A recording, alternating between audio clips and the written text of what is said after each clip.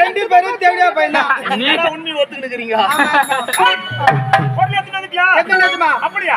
சரி எடுத்து பார்க்கலாம்.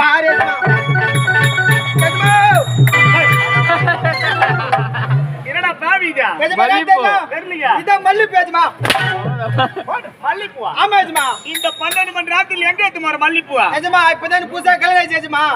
என் முன்னாடி மல்லிப்பூ ரொம்ப பிடிக்கும் எஜமா. மல்லிப்பூன்னா பொண்டாட்டிக்கு மட்டும் இல்ல, தமிழ்நாட்டுல இருக்கிற எல்லா பெண்களுக்கும் பிடிக்கும். அதனால எடுத்துட்டு போறேன். எஜமா. எங்க எடுத்து போறா? கொட்டாவுல இருந்து. எஜமா. அட படுபாவி.